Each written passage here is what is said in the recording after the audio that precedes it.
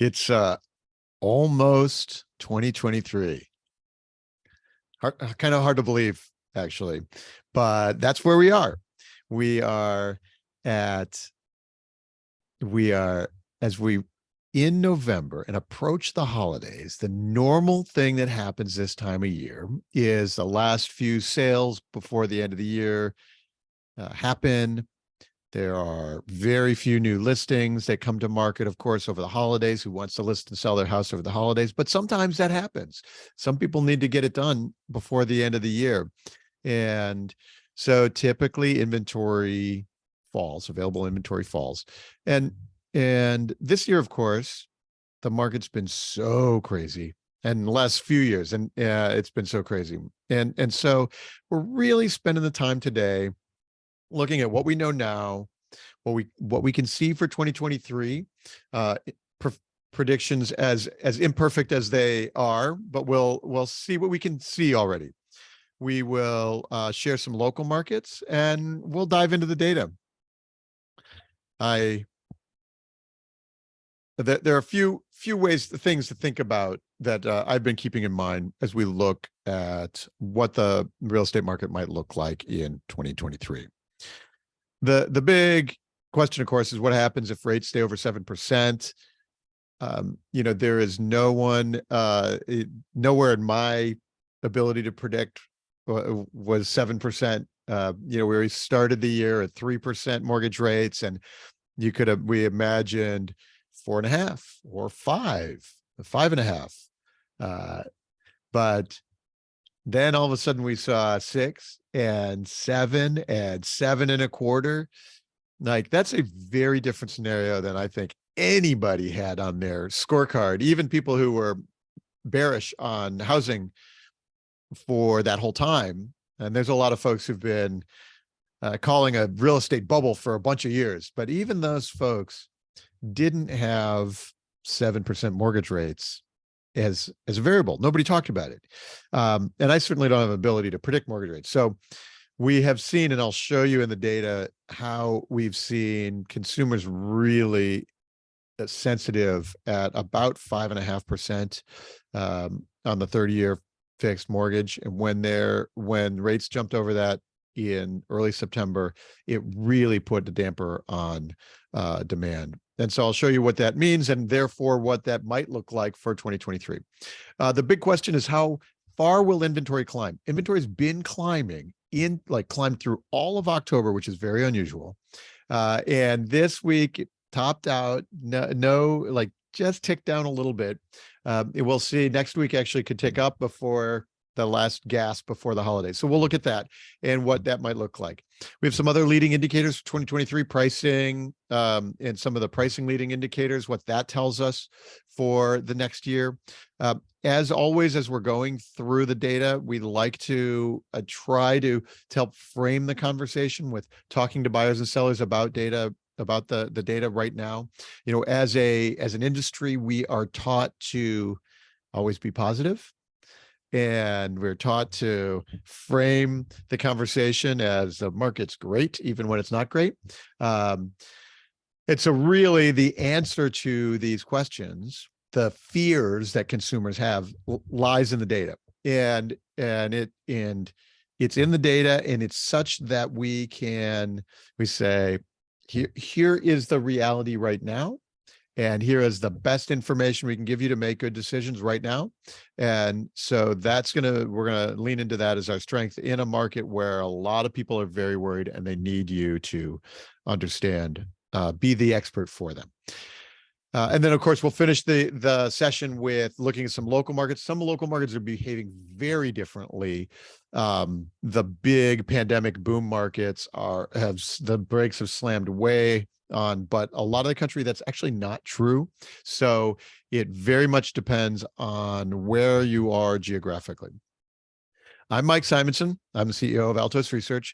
And every week we track every home for sale in the country, all the pricing, all the supply and demand, all the changes in that data, and we make it available to you before you see it in the traditional channels. We have a ton of people on this call today, and I really appreciate all of you who are interested in communicating well about the market to people who need to know. And so let's dive in. Before we hit the data, though, all of the data that we talk about today from the Altos system is explained in our ebook. If you haven't downloaded our free ebook, you should do so now. And this is like how do we talk about the data? What does it mean that when these numbers go this way? What are questions to ask, scripts to use with conversations with folks? So if you haven't already downloaded the Altos ebook, that there'll be a link in the chat that you can go click and go grab that. It's free, and it helps you frame all of the stats and data points that I talk about in this conversation. So let's start with mortgage rates. The big story has been mortgage interest rates. The spike is unprecedented. You can see the in the line of the last decade, 11 years, each color on this line is a year. And so you can see that we had a little bit of a peak in 2018. Rates have cratered down through the pandemic. And then the brown at the far right end of this chart here is this year. What we can really see here is we have a threshold line at about 5.5%. In July, June and July, mortgage rates peaked about 6%, and then they drifted back down lower, closer to 5, under 5.5, closer to 5. And in August, we could see homes were being bought. Buyers were taking action. Total inventory was starting to decline. Then suddenly, the first week of September, rates spiked again. They went from pretty close to 5 to 5.5 to 6 to 6.5 to 7. Now at like 7.25. And when they crossed over that little threshold twice this year, that 5.5% threshold, that's when the brakes were on. So when we look forward to 2023, we're going to have an annual new set of buyers, people who have been thinking about it, people who have had those life events that they need to move to upsize or downsize, and all of those life events still happen. So we have a new crop of buyers. They will be making decisions based on this rate, and a lot of them at 7.25 they're going to have to hold off.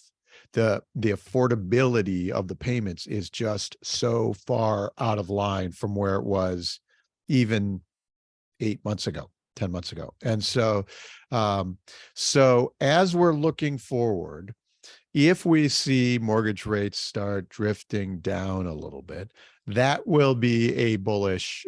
That'll be an encouraging sign for our ability to do transactions. They don't have to go to 3.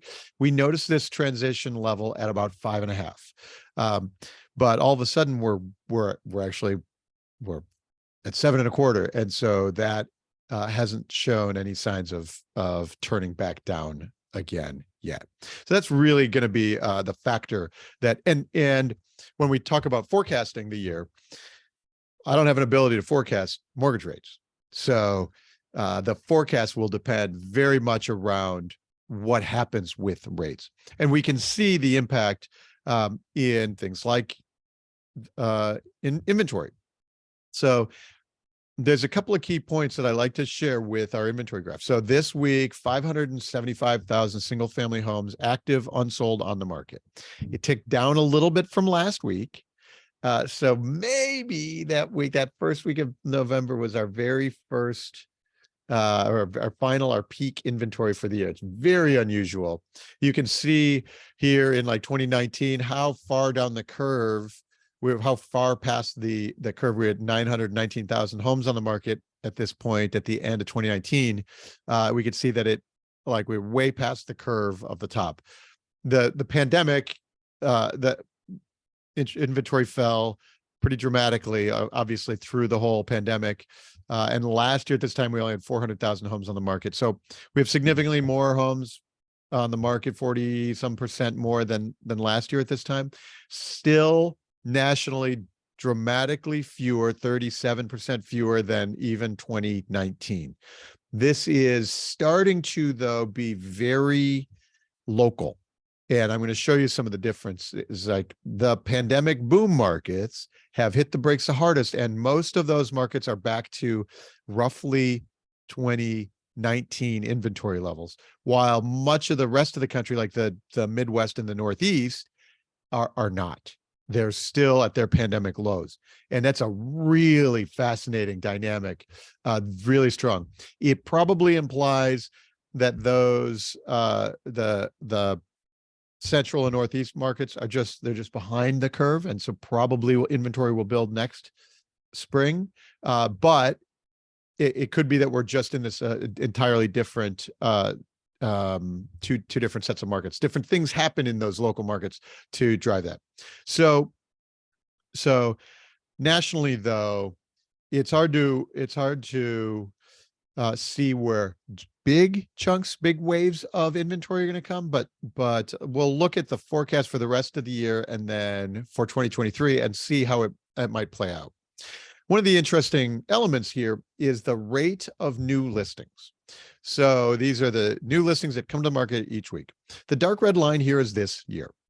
And early in the year, the left side of the chart was the left side of the chart was the because homes were being bought so quickly, they weren't staying active market. They were like, all of that was because we had these immediate sales happening that did see fewer on those new listings than previous years. The dark red one is this year. And then in the second quarter, April, May, June, July, inventory started climbing. Those were new listings. Those were people who wanted to sell. They were if they wanted to sell in 2022, this year, they were listing in the second quarter because they could see it potentially getting worse.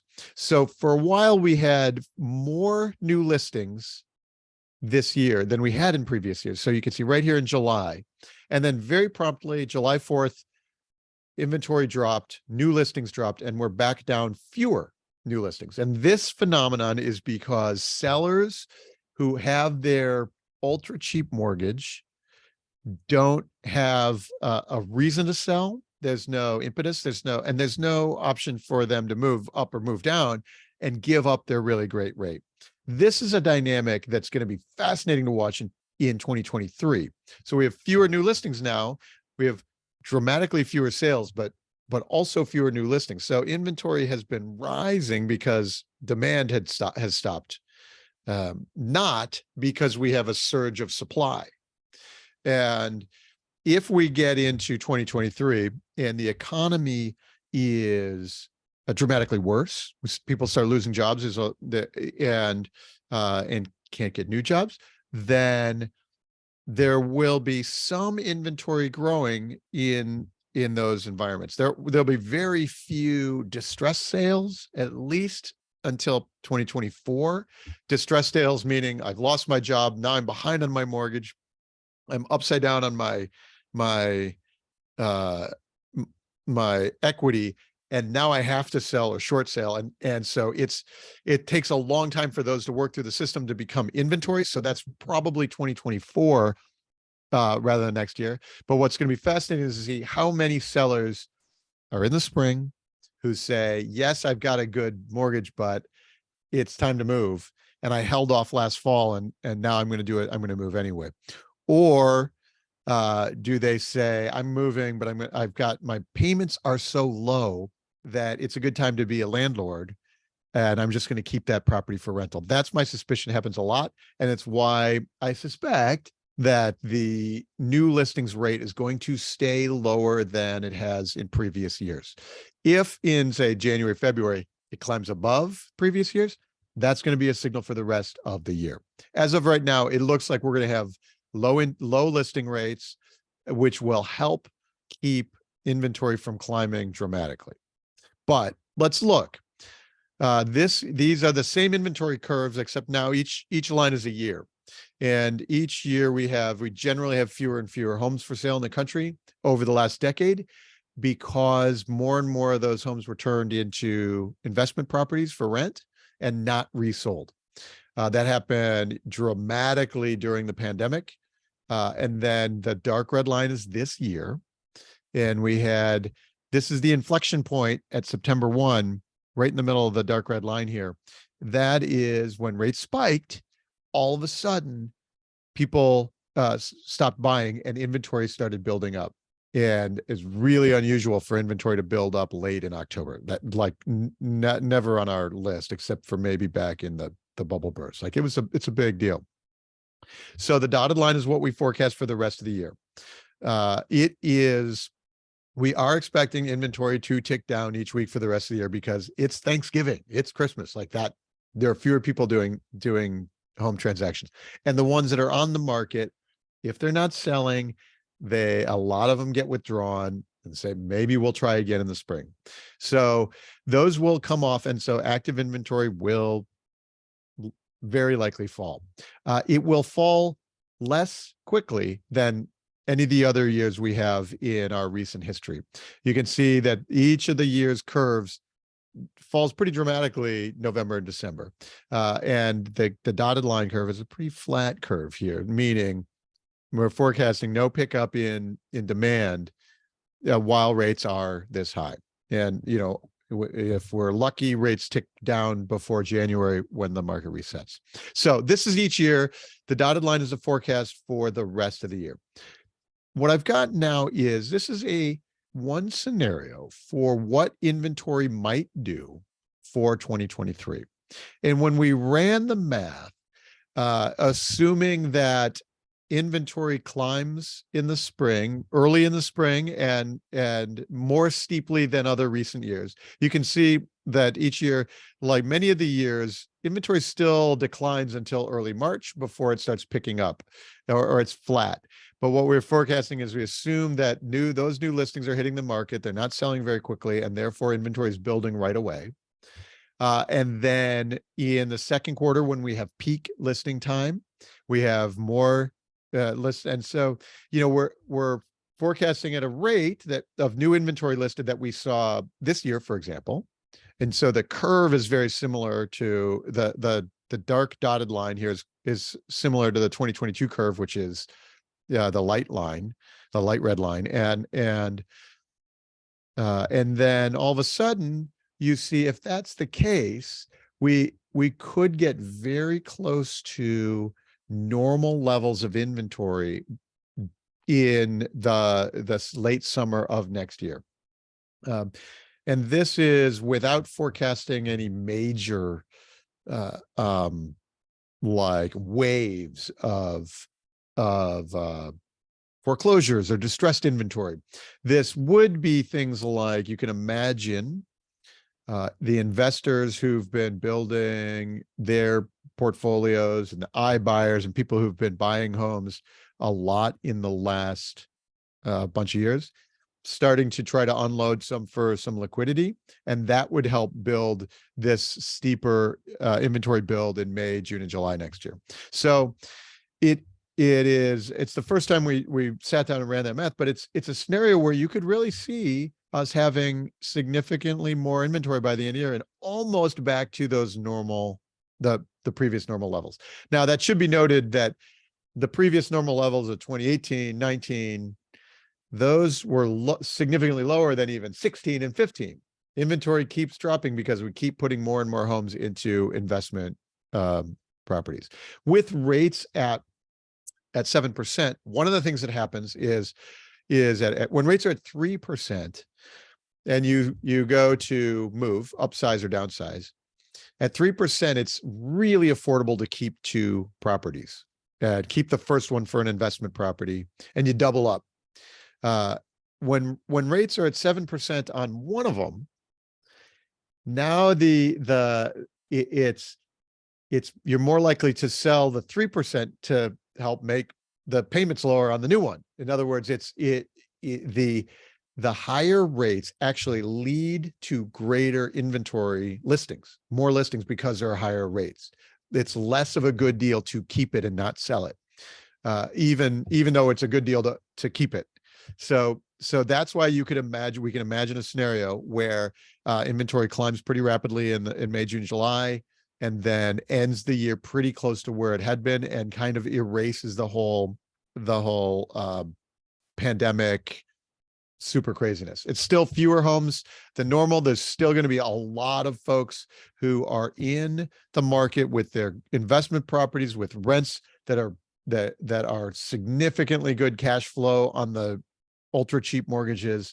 Those folks are not going to be incented to sell. They're going to be really incented to keep. So it's the scenario doesn't really apply, like show 2008 inventory spiking, where it was 2-3 times this level. So that's one way to vision. So that's about and end next year at maybe 750,000 single family homes, up from 520 this year. It's a pretty big change. But and like that, like seems like this is a world where rates stay high. If rates stay lower, let's say they drift down to 5%, you could imagine this being a significantly less steep increase, and then landing somewhere in the middle between these two lines. So that's really a forecast, a first hypothetical for 2023, how we might look at it.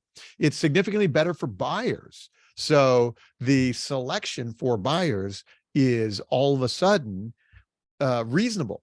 And so if you're a buyer, a well-financed buyer in the next year, it is going to be a better time to buy than it has been in a long time. And in that sense, because you'll have selection in that case. Your payments are squeezed, and therefore there's that's the trade-off on the buyer demand. But if you're a well-financed buyer, you're going to have more selection than you've had in a long time in this country. And you got to that's at least a good bonus. There's still a ton of cash in the market, in people who the cash levels, especially in the investor class, individuals as well as institutions, have raised a lot of cash during the last 3 years, the pandemic years. And so though there's a lot of opportunistic investors who have been buyers, and they are waiting for opportunities to be buyers. They have cash, and it remains to be seen. But when I do our podcast, I ask our podcast guests this: if they view the trade-off, how much are those investors going to help put a floor on the market, or how much are they going to panic and sell and cause more inventory? It feels like it should not be undercounted how much cash is out there in the world from folks who have been dying to buy real estate for a bunch of years, and now they have their opportunity, which is likely a bullish signal for 2023 inventory levels. This is a view of pendings. Each week, homes going into contract. And the reason I want to share it this week, so the dark bar is every week. Those are the homes that were already in contract. The light red part of the bar are the new ones that went into contract that given week. And you can see the annual cycles. This is just a year and a half, but usually, dips down in November, and then for the end of the year, the holiday weeks, fewest in contract, fewest new going into contract, and then it starts growing through the spring. We have fewer homes going into contract this week than any time since the early pandemic, including Christmas weeks. So really few transactions starting right now. And we have already, and it's only early November, there's 325,000 homes in contract right now. That's decreasing, and that decreases because they get sold, the sale completes, or the contract fails and they fall out of contract, and either they get listed or they're pulled, and maybe they'll try again in the spring. But at any rate, the total number of pendings right now is falling pretty dramatically each week.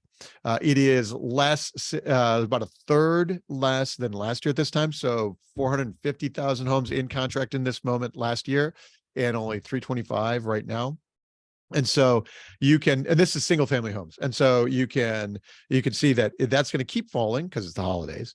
And so we're going to end the year significantly lower than last year, and then a much slower rise out in the spring.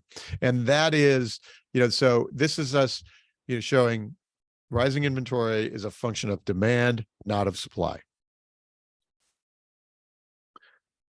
Uh, and therefore, let's talk about pricing. So the median home price of single family homes in the US right now is $425,000. That's actually flat from last week, not unchanged, but as happens this time of year, this second half of the year, home prices tick down until the January first, second week of January, and then they start climbing again as new listings come on for the spring. The dark red line here is the median price of homes. You can see the annual curve, each annual curve, and the dip. Prices are ticking back. They've been ticking back since June. It is sort of as expected, and we'll expect it to be at about 400,000 by the end of the year. The real trick is how quickly or how slowly home prices climb in January and February. And what happens is, the sellers know how much demand there is or isn't. And last year they knew very quickly that, there's tons of buyers, there's overbidding. And so new listings get priced higher very quickly. Now we know that the demand is off, there's not buyers. And so new listings take a discount.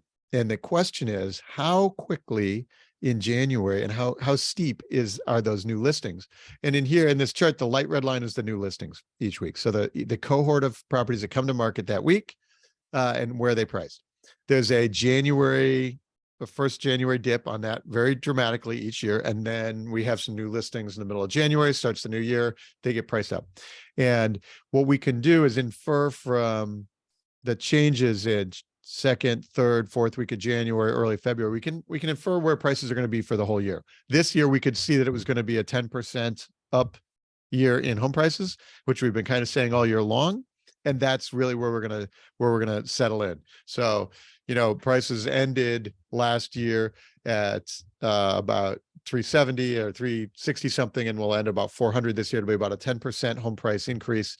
All of that gain was early in the year, but you could see it all happening. So that's what we'll be able to do when we really have a good view of where prices will be for next year. So the expectation, though, is that it's going to be likely a flat year over year home price, basically no home price change. If rates stay 7% or go higher, that I could imagine scenarios where home prices are down pretty significantly next year because demand doesn't materialize in the spring and it's really hard. And so prices have to keep declining. And in some markets, you can already see that it must be down year over year next year, down 10 or 15%, because the demand is so weak that you can see the price reductions already in place. Like those are the leading indicators we'll look at next. The best scenario I can envision is really flat pricing year over year nationally. So when we look at the price of new listings in a year over year chart where each line here is a year, what we can see is the dark red line is this year. And you can see how it is compressing compared to last year. We had the big surge in the spring, and then each week, the new listings, they have to discount. If you're selling your house now, you know what the demand scenario is. You know that you need to list at a slight discount if you're going to get any attention at all. And so you can see those dips.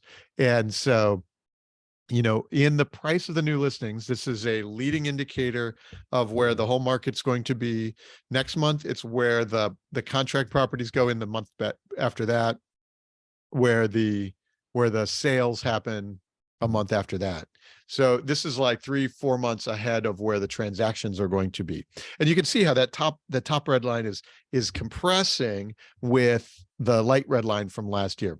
And you can imagine a scenario where in January, we're actually below where we were in when we started the year 2022. And if that's the case, that'll help us see, where home prices are going to finish 2023. And I included that this year because there's a few things you can see in this chart. You can see the tan line there is 2020. And one of the remarkable things of last year and 2020 is that the prices didn't really decline much in the fall. You can see they're pretty straight across in the fall. And normally prices peak in May and June and then start easing back. And the pandemic markets, that didn't happen. We kept buying all the way through the fall. And so now we're back in this scenario, the much more normal cyclical seasonal pattern, which is going to bring prices down to start the year much closer to like where we started 2023. So as a forecast, you can really see where it's going to be hard for home prices to post real gains next year already because of the trends that are in the data. And here's the other leading indicator that's so important that we talk about a lot. This is the price reduction. So percentage of homes on the market with price reductions. As of this week, the first week in November, price reductions are still climbing. More and more homes are still cutting their price because they're sitting on the market, and we're looking at the end of the year and we're trying to think about how we're going to sell before the end of the year. Normally, late October is the peak of price reductions, and then things start winding up and start ticking down for the rest of the year. But we're not at the peak yet. We're going to still see a little more price cuts this week, and maybe, by the holidays, by Thanksgiving, you have a scenario where, man, I've cut the price of this house. We still have no takers. I'm going to withdraw it, take it off the market. And so then things start to normalize a little bit and the curve comes down. You can see the inflection point here, the September 1 inflection point too. Price reductions had peaked in August, but then rates spiked over that 5.5 threshold, and price reductions have still been climbing. At 43.5, it's bearish signals for home prices for next year, because normally about a third of the market takes a price cut before it sells. So normal conditions might be 30%, 30 and 35%. Depending on a local market, like Phoenix might be normal, it would be 40% of the homes that list, they take a price cut before they sell. And these are homes that are on the market. They don't get an offer, then they do a price reduction so they can get the offer before they sell. Sometimes the price reductions are strategic, sometimes they're accidental, sometimes they're changing markets, but about a third is normal nationwide.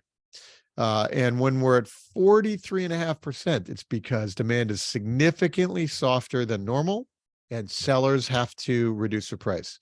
The dark red line and the light red line the last couple of years in January, February, March, when the frenzy was on, normal is 35% and only 15% needed to take a price cut because we had overbidding, we had bidding wars. You lose something falls out of contract, you have a backup offer, all of those things, and there's no price reductions required.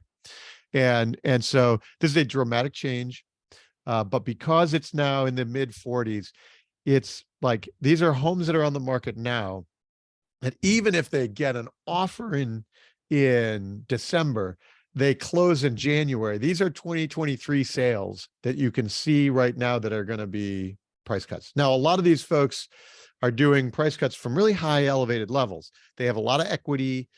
Even if they're doing pretty big price cuts, they still have a fair amount of equity. They're not upside down. There's no short sales yet. But they are, like, it really shows that we're set up for really, weak pricing in the next year. Had the back in August, and if you were on this webinar in early September, when rates were still below 5.5 or closer to 5, this was me saying that's a signal that people were going to buy homes, keep buying homes. And we could tell because price reductions had stopped climbing.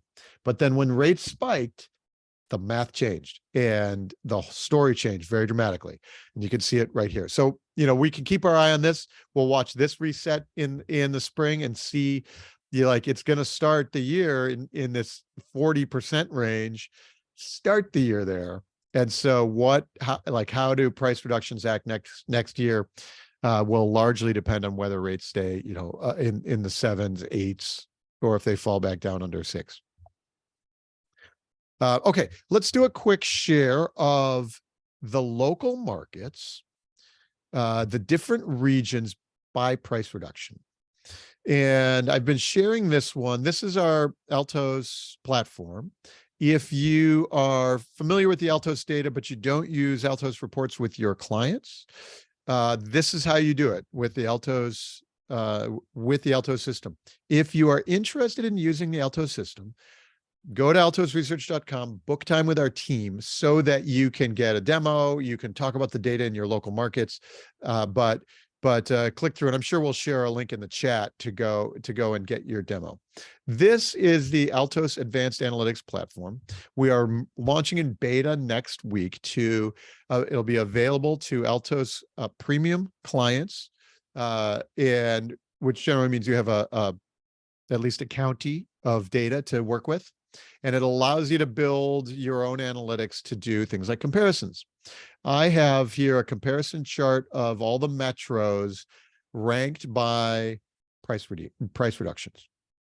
And inside your county, if you work Phoenix, for example, you can rank the zip codes inside Phoenix and know which ones are more likely to, which ones have more deeper price cuts. And when you're having a conversation with your clients, you can use that as I need to sell this house.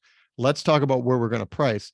64% of the homes on the market in Boise have had price cuts. And in Phoenix, 63%. And in fact, in the city of Phoenix, I'll show you in a minute, it's even higher. So broader Phoenix is a little lower, but in the city of Phoenix is even higher than that.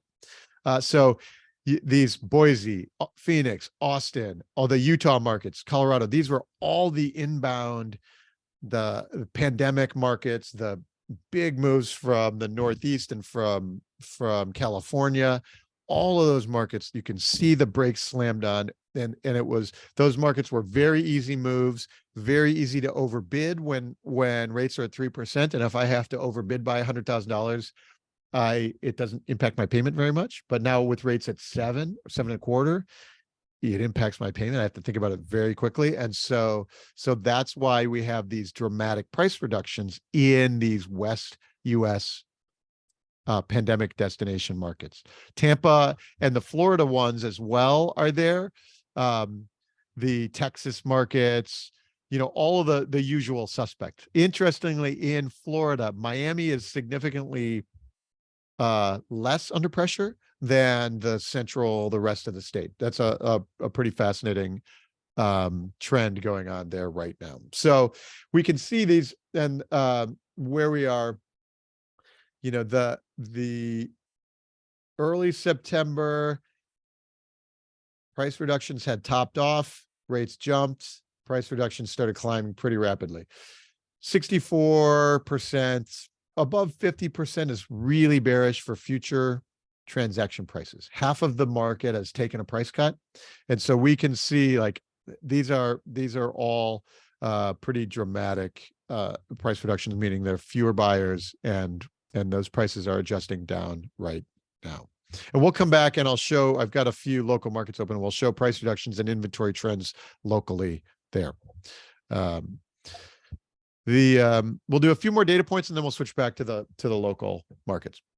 This is days on market, the median days on market for homes across the country. One of the things that happened during the pandemic is that, we had everything was being bought immediately. We had those immediate sales. We had bidding wars.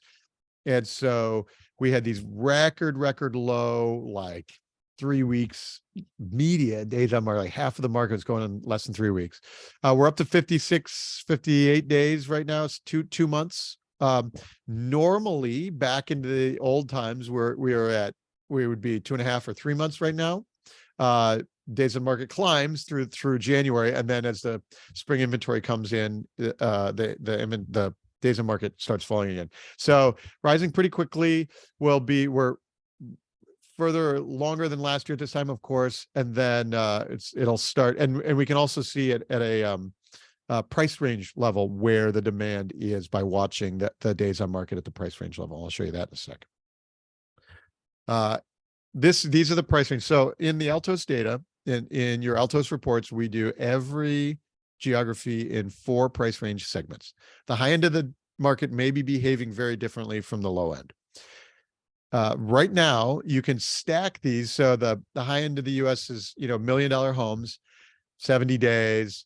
The low end is where the transactions are still happening the most quickly, which makes a lot of sense. One thing that's changed from last month is the this $350,000 range is really a price point where a lot of Americans, there's a lot of demand, and the demand is there. It's affordable. It's also entry level. It's where investors buy. It's where the institutional investors aim. And what we've noticed is last month, both of anything under this 400,000 or so was moving, and we've started to see that even the 350s are slowing down, leaving only the lowest end of the market that is still moving more quickly, and everything is slowing down. And so like the price point is actually dropping where the greatest demand is. And I think that's a new trend. And we can look locally to see where the demand is locally and how that plays out. And then one last chart here, I think is the last one before we move into the local data. This is rents. Asking rents have begun to decline. So the dark red line is rent for single family homes. Apartment rents is the light red line.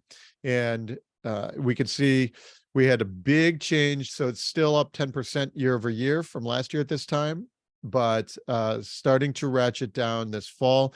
And one thing to keep in mind with rents, and especially house rents and purchase home prices, is that sometimes we think that rents and prices, list prices, asking prices, sale prices would be inverse with each other. If I can't buy, I have to rent. So that's going to drive sale prices down, but rents up.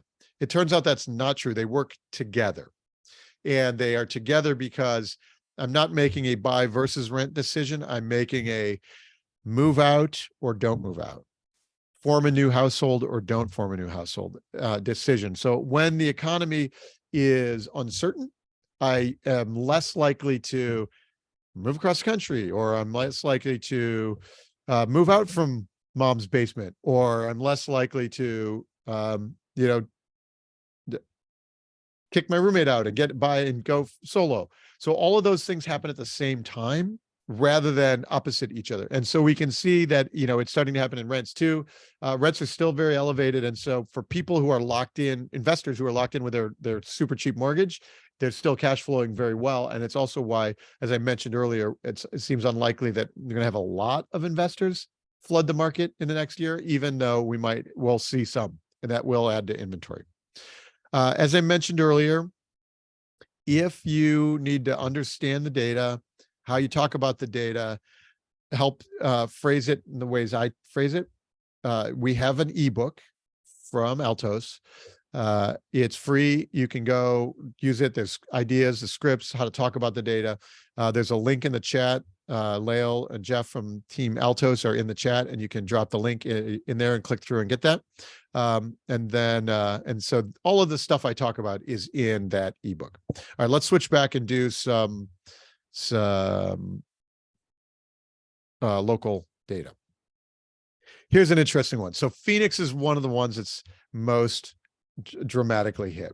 Over here, we can see a few things in Phoenix. Price reduction, 68% in the city of Phoenix. That is, and just dramatically climbing over the last few months. 68% is a ton. 2/3 of the homes on the market have taken a price cut. And down here, I've got inventory. So this is 3 years of inventory. And what we can see is that available inventory in Phoenix is now back to pre-pandemic levels. 2,700 homes. We started, it was 2,200. And here's the first few weeks of the pandemic is this little bump. We had 2 years way super low. And so now we had a ton of inventory build this year. Now, Phoenix is still dramatically fewer than it was 8-10 years ago, but it is above pre-pandemic levels in inventory. And with 68% price reductions, that's because there's no offers being had. And it is about, the investor demand, the inbound migration demand, all of those things stopped cold. And so anybody listing homes for sale in Phoenix, like they're feeling it right now. And you can see in Phoenix, what's interesting down here in our price range segments, it's basically all price ranges. It is across the board in the city of Phoenix. It's a pretty fascinating time. We can look at the price decreases in Phoenix. And so, 40 to 50% is not uncommon in Phoenix. Like that's normal compared to like, California, some of the hot California markets, normal might be 20% price reductions, but 40 to 50% is not unusual for the city of Phoenix. But the pandemic, we're down here at 18, meaning normally half the homes have to take a price cut, but only 18% do because there was so much demand. And then that just stopped abruptly. And so 68% is a lot. It's showing very, very little demand. So that's Phoenix. What was happening in Phoenix? Well, people moved to Phoenix from other places like, demand in Phoenix was like people moving from Ohio to Phoenix.